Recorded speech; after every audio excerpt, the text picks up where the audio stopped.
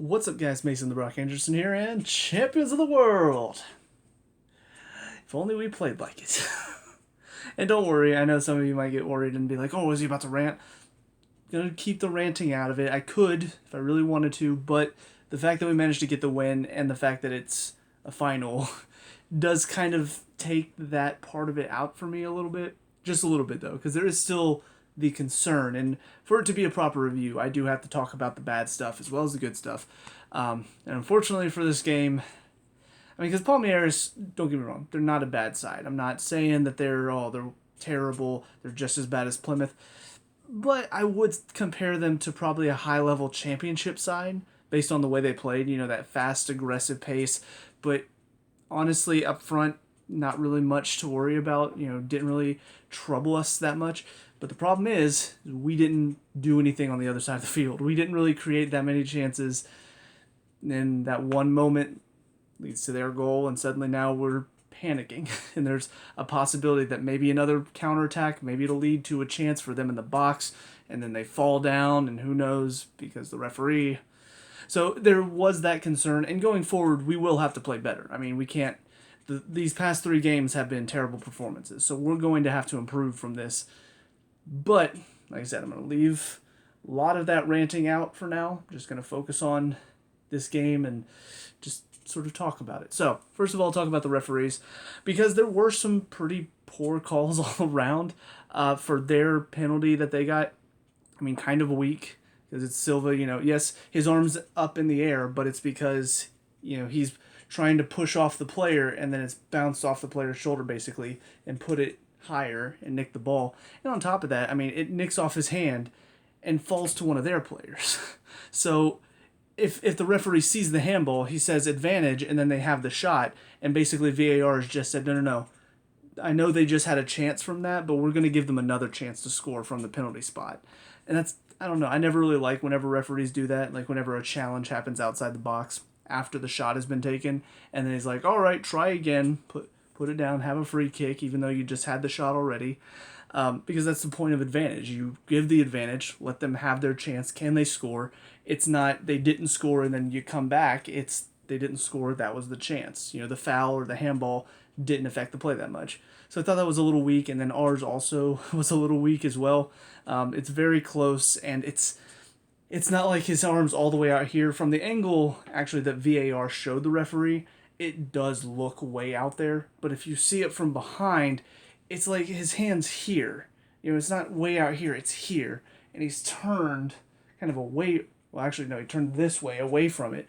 So it's not like he's thrown his arm out. It was very close. Honestly, there was a worse one that I saw when it was Burnley versus Watford, I think last weekend. Just this awful guy throws his arm back away from his body, and it hits in the box, and they didn't give that one. I thought that was more of a penalty than this one was. So kind of weak there. And then the red card, I mean, kind of, I do kind of hate the fact, I hate the rule, really. That if that was inside the box, it would be a penalty, but it would be a yellow because he was challenging for the ball and denied a goal scoring opportunity. But the double jeopardy rule, you don't want to give a penalty and a red card. But because it's outside the box and a denial of a goal scoring opportunity, then it is a straight red. Like, it's just kind of a weird rule. So it's correct call. I just don't know how I feel about the fact that, well, he's trying to get the ball and he just misses it. And yes, Havertz maybe threw on goal, but it's kind of that gray area where if he had made the challenge inside the box, yes, it would be a penalty, but he wouldn't have been sent off for it. So it's a weird complication of rules. But yeah, overall, I mean, you look at these calls, they're all kind of bad. On the run of play, it did feel like they got a little bit more of the, they fall over and they get the call a lot, and then we fall over and we don't get the call. It did feel it kind of went that way a little bit. So all in all, the referees were just kind of bad today. As far as Tuchel is concerned, his decisions, I disagree with Lukaku again. I disagree with Hudson-Odoi on the left again. Everything else was fine. I would have liked to see Ziyech, just because I think he's really, really done well over the past few games. Just unfortunately, Lukaku's not getting on the end of his crosses. And then as far as the subs, Mount comes off because of an injury, so now Pulisic's gone on, which is fine because you've traded one workhorse for another. And then second half, it takes him a while, but he finally puts on Werner for Lukaku. And then he puts on Who's the other one to go on there? I think it was Ziyech. Maybe.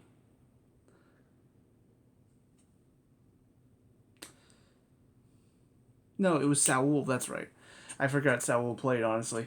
Yeah, but Saul came on, and I don't know, it just added another midfielder, I guess, alongside Conte and Kovacic, which it didn't really help our midfield. We were still getting beat a lot in there, so I don't know. He didn't really provide much, but just a couple changes to try to do something different. And then in stoppage time or an extra time, for some reason, Sar comes on, and I get that it changed us to a back four with Sar at left back, but you didn't need to change your shape. You know, the shape was not the problem, it was the work rate. And Sar, he does work okay, but his touch is terrible. And I just don't understand why Chalobah's being benched right now over. Well, he's being benched in favor of Christensen and Sar. Like, Christensen and Sar are both not as good as Chalobah is, from what I've seen this season.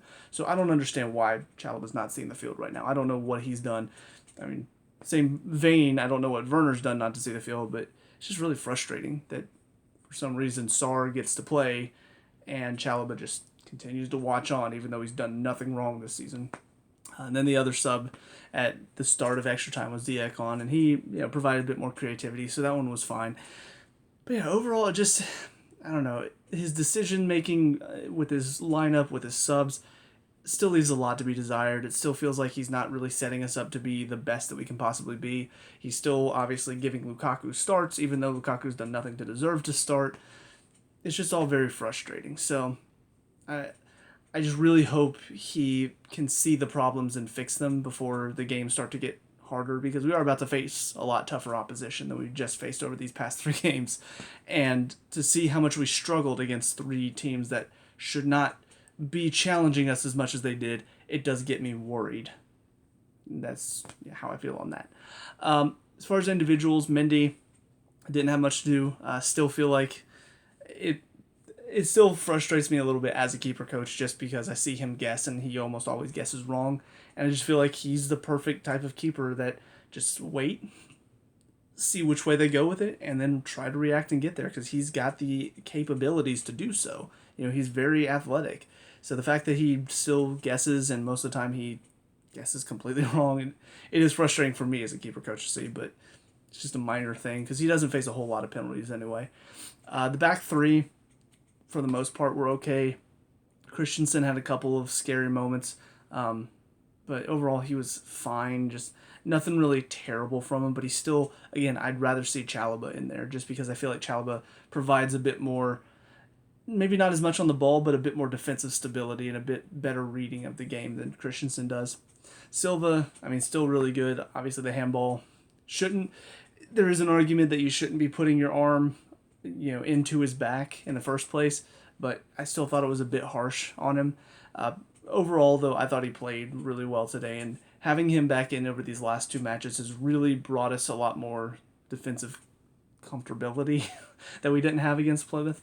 And it's just because he reads the game so well, and he's very good at cutting out any danger points that are looking like they could create an opportunity. He's very good about reading that and stopping it before it becomes too much. And then Rudiger, I thought, over the past couple games, he's looked a lot more like the defender I want to see out of him. Very good, very strong, and willing to make that run back, and does a good job of covering, basically, if anybody gets in behind. So, as far as the wingbacks are concerned, Azpilicueta, I thought also, because I know Rudiger got man of the match, I thought Azpilicueta could have been as well, because he, again, worked his butt off. It's what he does. His touch is not always the best, his crosses aren't always great, but he always works, and he gives it 110% every single game, and again, I don't know why we're getting rid of him, but he's a fantastic player, and the fact that he's won so much for us, it's just a testament to how great of a player he is, and that I'm going to miss him. He's amazing. I love having Azpilicueta at this club. Hudson-Odoi on the other side, obviously the cross was great, but it's the only time he really did anything effective today.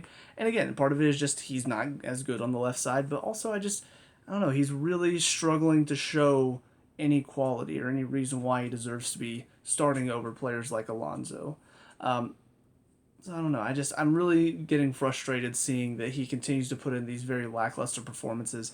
Anytime we get the ball down that left side with him, I'm not confident it's going to turn into anything more than, you know, if we're lucky, we keep possession. But most of the time, it turns into he gives it away or it goes out for a goal kick.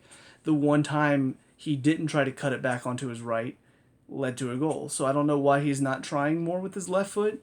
Because I know he's right-footed, but most of the time you don't have that opportunity to cut back onto your right because most players are going to read you doing that. It's the one time he didn't that we got the goal out of it. So the fact that he's not doing that more tells me, one, he's not confident with his left foot, and two, I guess on that note, it's kind of the same thing, but he would much rather come back onto his right and lose the ball than he would hit a cross with his left and possibly have it be an amazing cross. Like, it's a weird thought process, but that's what it seems like. Is he has so little confidence left in his left foot, he'll lose the ball about 10 times cutting it back, but that's what he's more comfortable with. So I just don't like having a player out there who's going to more likely than not lose the ball. In the midfield, Conte still not quite looking up to his best. Had some bad touches. Defensively, he looked better than he has been the past couple games that I've seen him. Very good in the challenge, reading the play, making good tackles. But yeah, on the ball, he kind of struggled today. And a lot of it was because they were putting a lot of pressure on him quickly. And he's not really that type of player to hold up the ball under a ton of pressure. But overall, I thought he was fine. Kovacic, I thought, had another really good game today and also contender for man of the match just because he was very effective in that midfield and bringing us out of the pressure, trying to create something out of the midfield. It's what he does very well, and he did it again today. So he was a lot of the reason why we did have so much possession in the midfield and, going at them, even if we didn't create much from it. As far as the front three are concerned, Mount obviously went out early. He looked hungry. He looked full of energy, and that's what he typically brings. So sad to see him hurt. Hopefully it's just a strain. It's not anything too bad, because we need him to stay fit and really get himself back up to the standard that he set for himself, because we need that type of player right now. We need that player who's going to work his butt off for the front three and then find the goal. Havertz, kind of hit or miss today. He had some good moments. He also had some bad moments. So I feel like his decision making is what really lets him down most of the time, because there are just moments when it seems like he's through, he has options, and he chooses the wrong one. He chooses the shot, or he tries to make that difficult pass that's not on because there are three defenders in the way. So it's just, I think the decision making needs to get better, because his ability, he's showing his ability. He has a lot of it. He has a lot of work rate as well at times when he's on the ball. It's just when it gets that final moment, he is letting us down sometimes. And then Lukaku obviously ripped into him in the last game. There was an improvement today.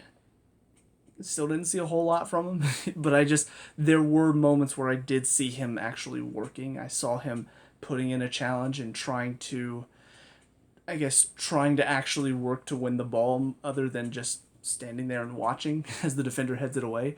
So he did do something today. It just still was not at the level that we need a 90 million pound striker to be performing. We need him to be really working hard, winning every ball, busting it, and he just doesn't really do that. He doesn't have to go in and win every single cross and beat every defender in the air.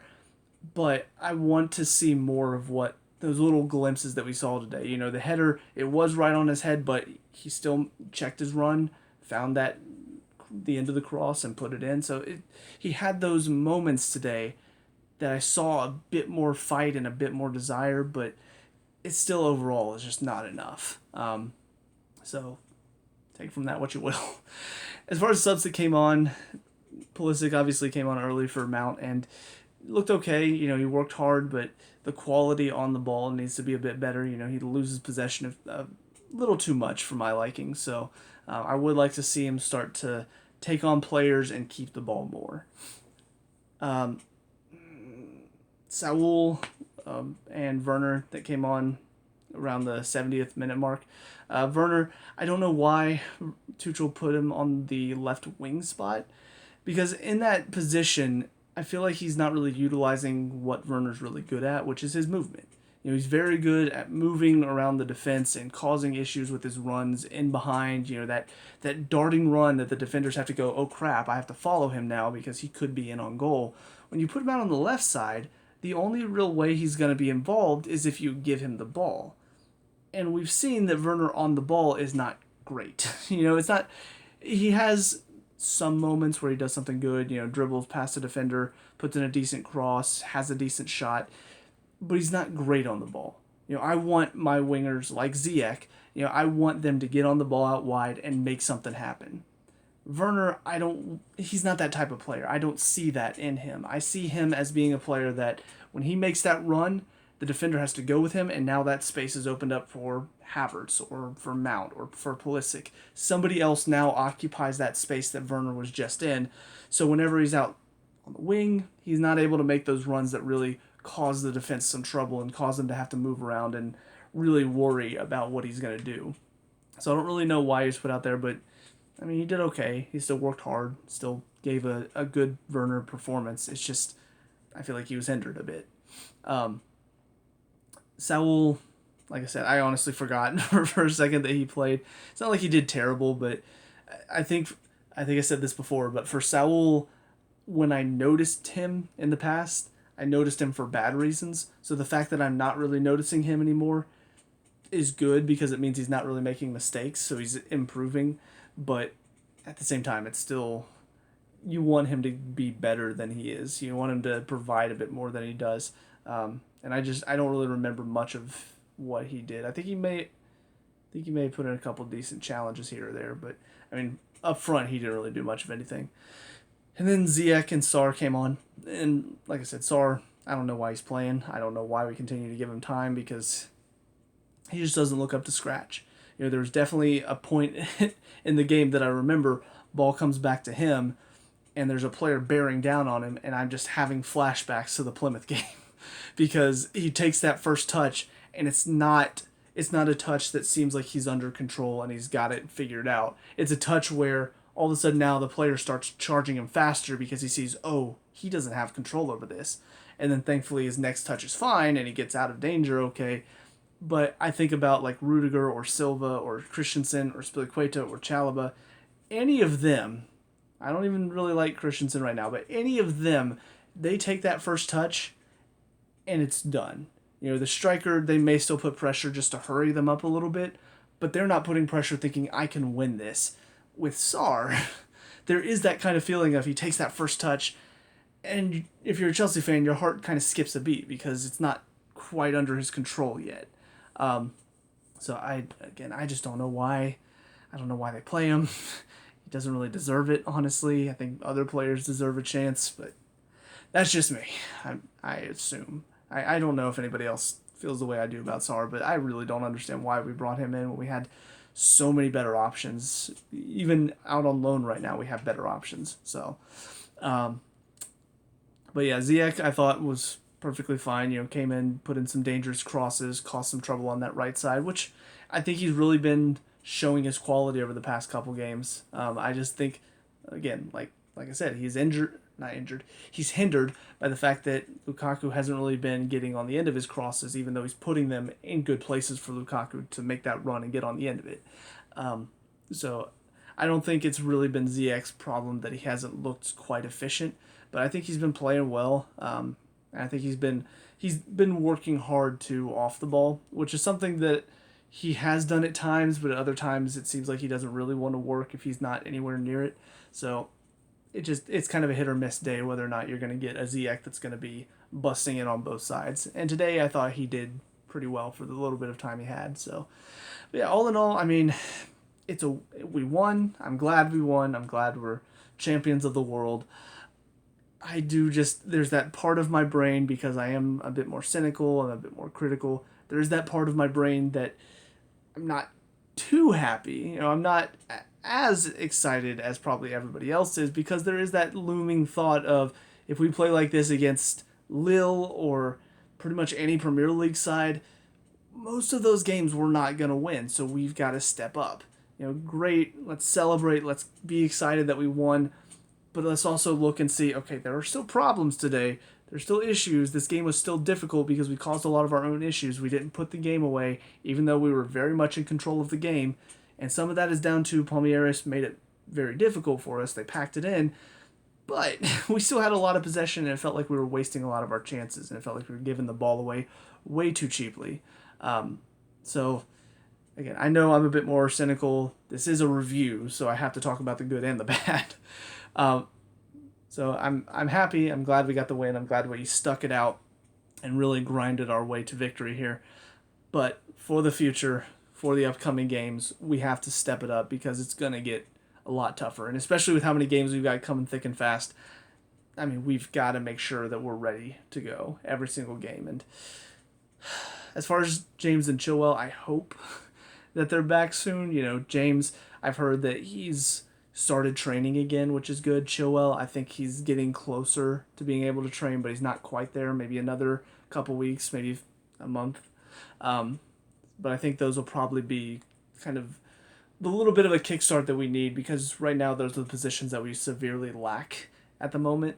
Even though Spilicueta's doing fine at right wing back, he's still not providing the quality of finishing that James does. So there is that part of the game as well. But overall, time to celebrate. Now that I've gotten my feelings and my frustrations out, time to celebrate. Time to have fun and enjoy the victory, enjoy the feeling of we're winning 2 trophies this season and Man U's not winning a single one. Because that's fun. And Broja made Maguire look like a little school kid today, and that was amazing. So, yeah, that's it for me. So let me know what you guys think down in the comment section below. What were your thoughts on the game? Let me know. We can talk about and discuss all the good stuff. Leave a like and subscribe for future Chelsea reviews, and I'll see you guys in the next one. Peace out.